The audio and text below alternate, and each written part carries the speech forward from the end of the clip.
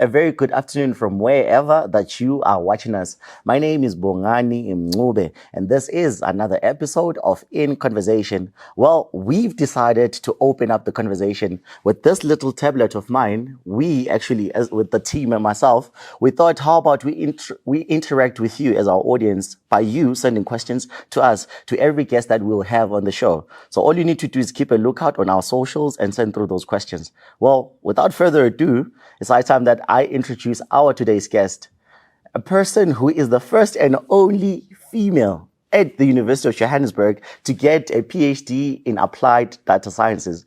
Well, Dr. Khensani, welcome to the show. Thank you. Thanks for having me. It's literally, getting a PhD is one thing, but being the first to get it, how does that feel for you? It feels amazing. The past couple of weeks have been crazy. I didn't think this whole thing would blow up like this. Yeah. But I'm just happy that I know there's a lot of people that have been inspired by the story, mostly Black females. Indeed. So that's the highlight for me right now. Yes. Yeah. I can imagine, because wow, I'm still like targeting to get my PhD in my field, but I wouldn't be the first, so it won't be as nice as it is. Yeah. So I just want you to take me through to this moment academically. So like your undergrad, master's, and PhD. Which courses did you do, and how did you end up with applied data sciences? Okay. So I did a degree in BCom Informatics or BCom Information Systems at the University of Pretoria. Okay. And then from there, I did my honors. Then I did my master's in IT, also from University of Pretoria. And then when I now decided to do a PhD, I wanted to look into something that was relevant, something that was current. And at that time, it was a lot of organizations were going into AI and using AI. But at the same time, there was a whole lot of people were complaining about bias that had been noted from this AI. So my background work-wise is in IT governance. So I was trying to match the two, IT governance and then AI. So I looked at the governance of AI, which drilled down, went into biases in AI. So that's how I got into a PhD in applied data science. Interesting. Well, that kind of like speaks to, like, I'm doing film and television, so I'm doing my master's. Okay. My topic was also influenced by the current trends, the fourth industrial revolution, the AIs. Yes. So I'm trying to find that in film. Where do you locate that? Yeah. So that is quite inspirational. So I think me and you are on the same footsteps, but you're already way ahead, of course. Oh, wow. So could you walk us through some of the pivotal moments that maybe like led to this moment, the inspirations, I understand the trends that actually inspired you to choose data sciences, but it's something similar to what you've been doing all along from undergrad. What is the inspiration behind that? What made you want to pursue career there? When I was in matric, I had no idea what I wanted to do after matric. Literally, I knew I wanted to do something. I wanted to become something, but I had no idea to say, okay, this is what I want to do in university. And I had a brother who then told me about BCom Informatics. It's like, just do some research around it. But at that time, you're young. You're just like, whatever. Yeah. I'm just going to apply for it since you recommended that. Indeed. So I applied for BCom Informatics at UP. And I just went ahead with that. And then later, I fell in love with the field. I mean, there's a lot of opportunities that you can get from a degree in that space. So that's how it all started. I didn't know what I wanted to do, and it was a recommendation from my brother. Yes. Yeah. So I can imagine, going to a field, and it wasn't really your first choice, but of course, you didn't have another option to maybe accounting, maybe film, it was never there. Yeah. But then I assume, going into that space, what are some of the challenges that you encountered, particularly since it was not this is like my passion, this is a do or die type of thing. It's like, let's go see what it brings to the table.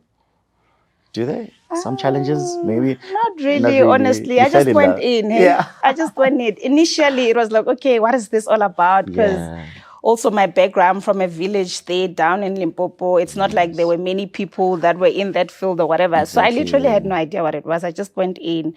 And then when I started understanding what it was all about, I was like, oh, okay, this is something that I actually like. So, yeah. So now that you have obtained your PhD, what's your career looking like now? Where are you heading to? Okay, so what I've been doing in the past has been more, I started off with doing like IT audits or systems audits, IT governance, assurance, risk management. So it's still in that space, but now I would like to focus more on AI. So my focus now will be more on like your AI strategies, AI ethics, AI governance, AI adoption. That's where I want to go. Yeah. Please tell me a little bit more of that. Because it sounds very interesting. It sounds like a thing of the now. It's very current. So it's more on artificial intelligence. And as we're implementing this artificial intelligence in our organization, just ensuring that we have the right controls in place and we have like proper strategies in place and governance measures in place. This now brings me to now trying to understand, of course, as you're saying, you're from Limpopo in a small town, and there wasn't anyone in that same field. I know. So at this point, you somehow also a symbol of hope from where you come from. I just want to understand the conditions now. What a similar person in high school in the same predicament that you were in, how can we try and assist like students from the ground up in terms of having a clear vision of career-wise particularly?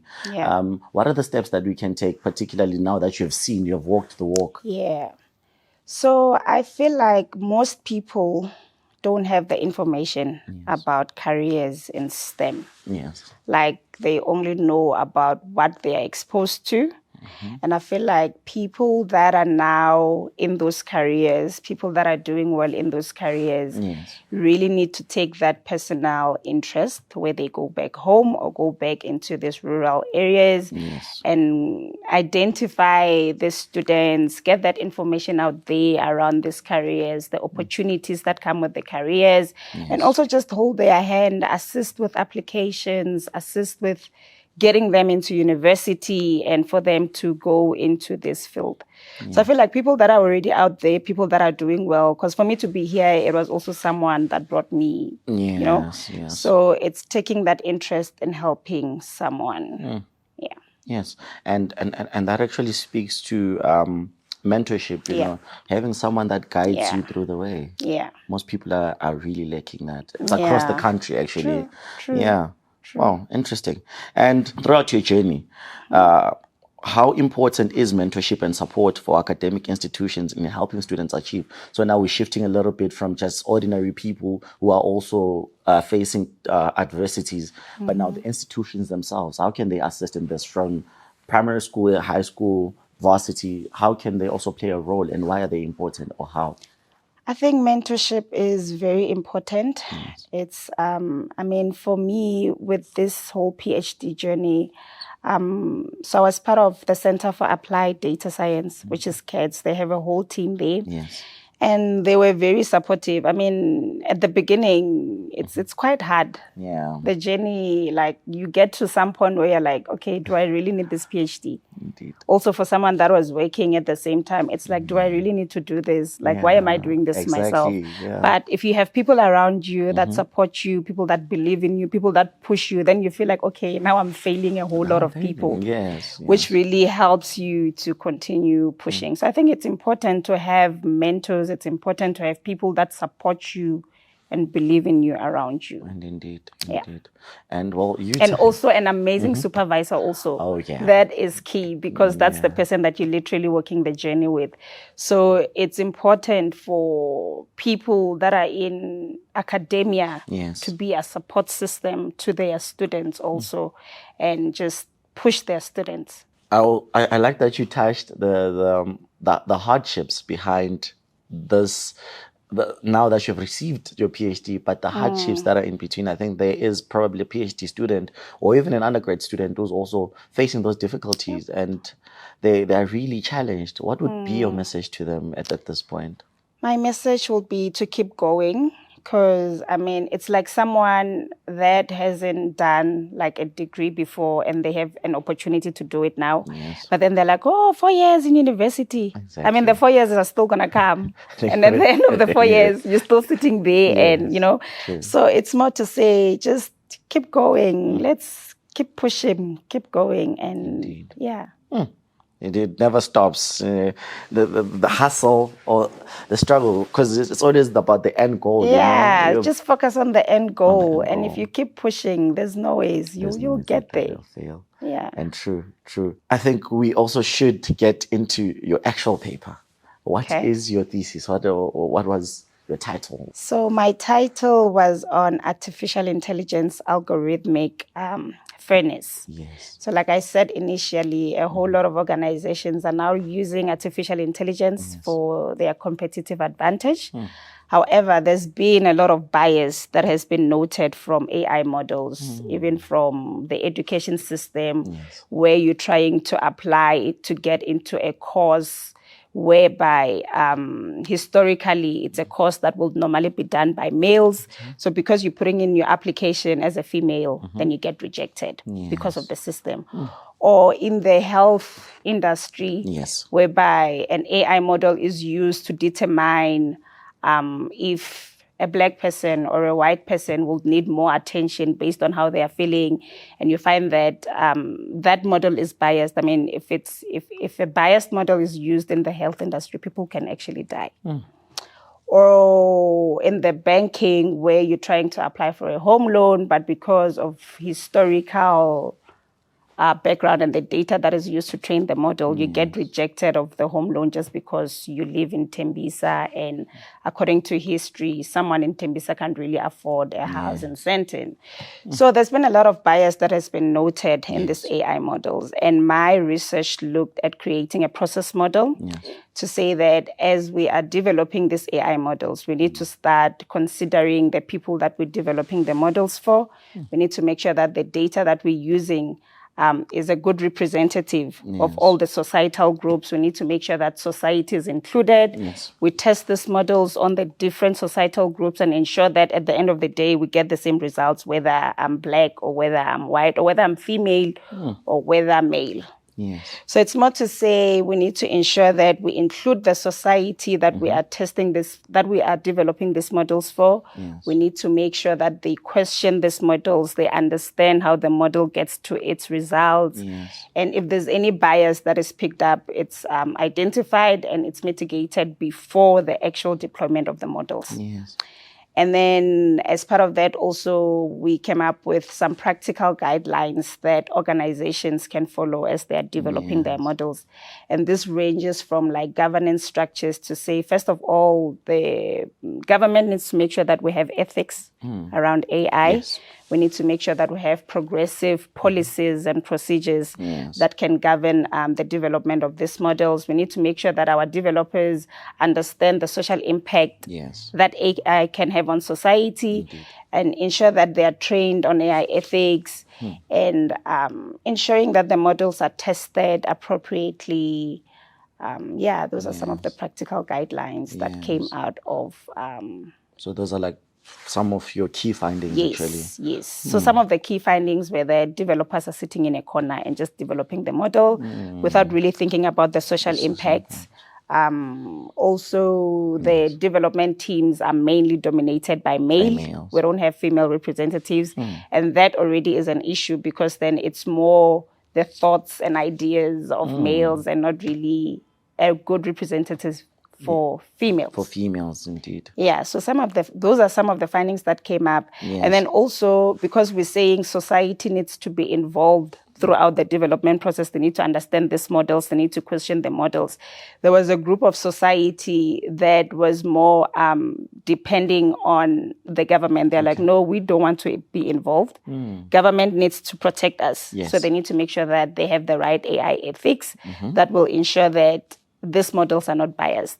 And then at the same time, there were other groups of society that were like, okay, we are interested. We'd like, if this thing is going to impact my life, then I want to know how this thing was developed. I want to know how this thing comes to its conclusion.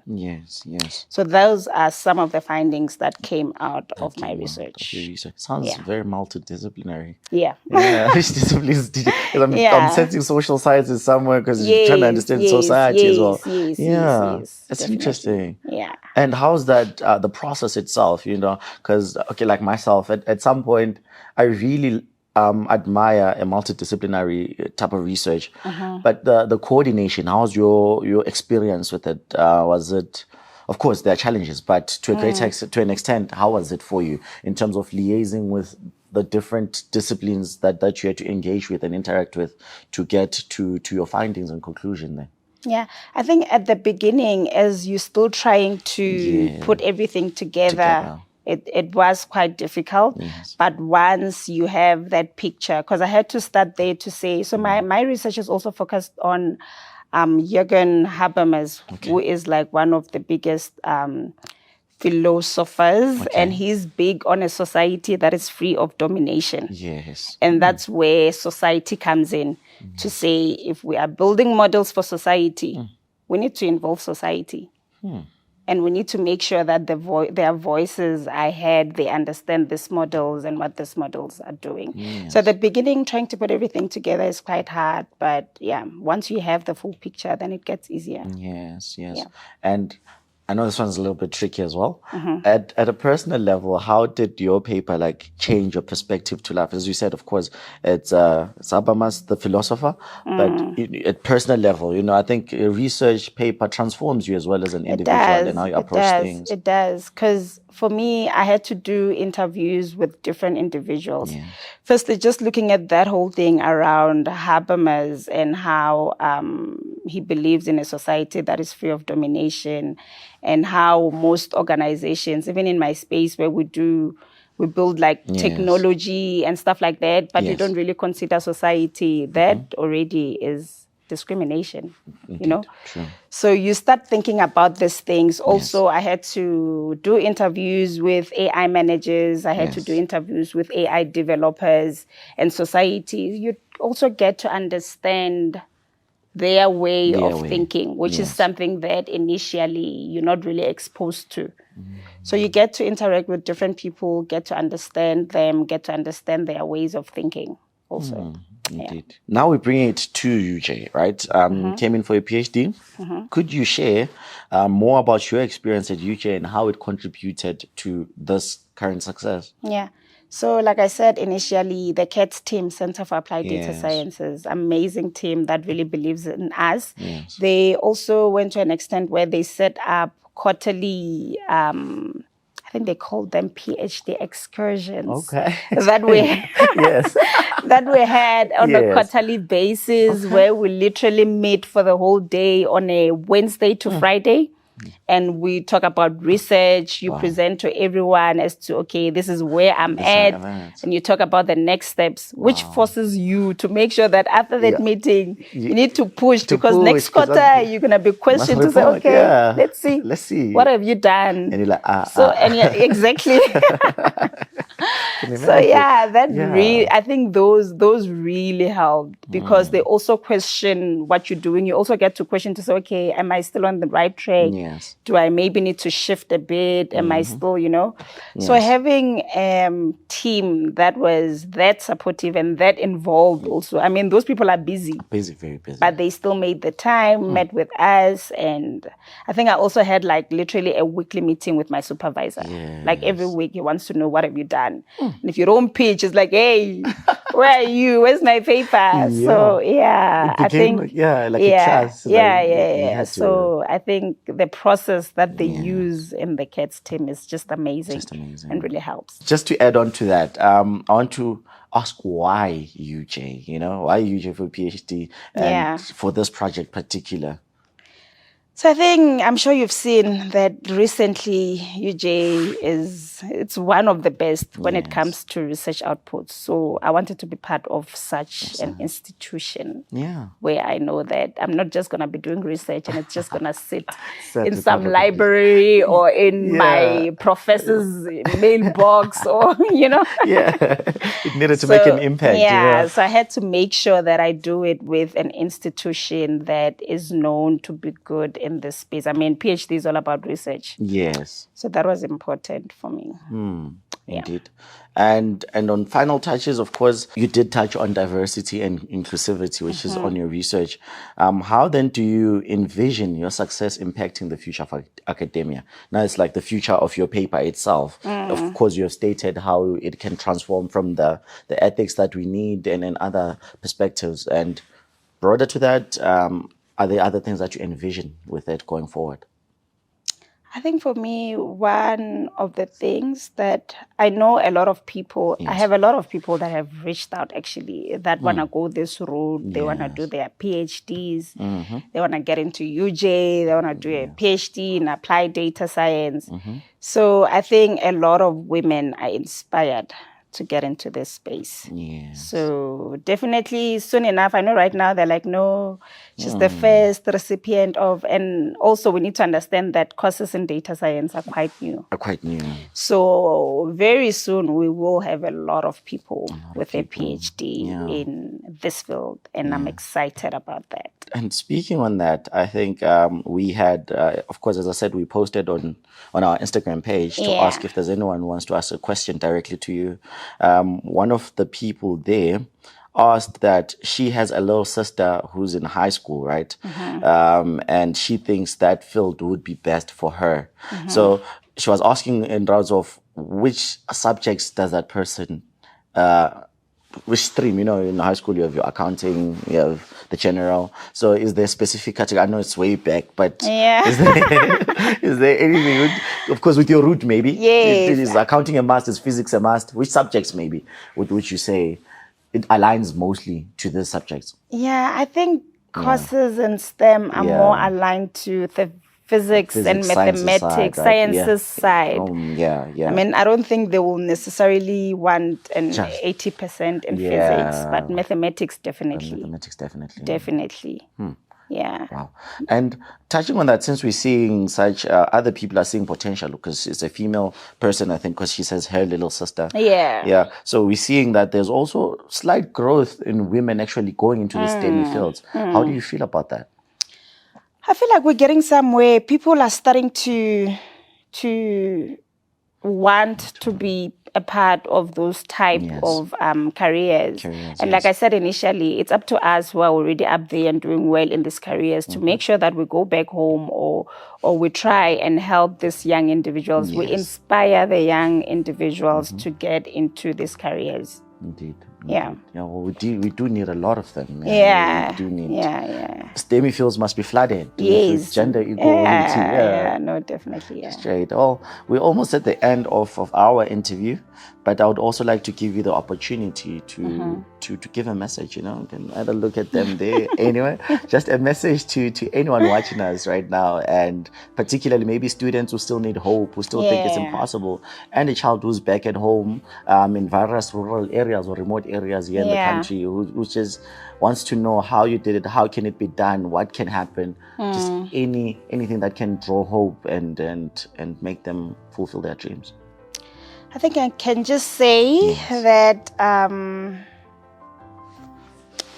if you've got a dream or a goal and you put your mind to it, you can definitely achieve it. I mean, if someone like me, I'm from a very rural village there in Limpopo, literally grew up with no electricity, no TV, and I was able to achieve something like this. So your background should not define your future. As long as you have that dream and you put your mind to it, you can definitely achieve it. I think that's what I can say to a young girl sitting somewhere in like, Limpopo or Eastern Cape or wherever. Yeah, it's possible. I can imagine. Yeah, definitely. You're living proof of it. Of course, there are many that have came through, but you continue. We're seeing that it is possible. Yeah. Well, Dr. Khensani, thank you so much for joining me today. Thanks for having me. Yes. Well, just a quick one. Where in Limpopo are you from? Peningotsa village in Malamlele. Wow. Yeah. There you have it. Well, Dr. Khensani has made it possible for you wherever that you are. It doesn't end here. The future is in your hands. You just need to put your mind into it, focus, and make sure that you achieve your dreams. The future is for us to take. My name is Bongani, and this has been another episode of In Conversation. Well, do send your messages through to our social media platforms. We are UJTV23 on Instagram and on Facebook. See you on the next episode. The University of Johannesburg, the future reimagined.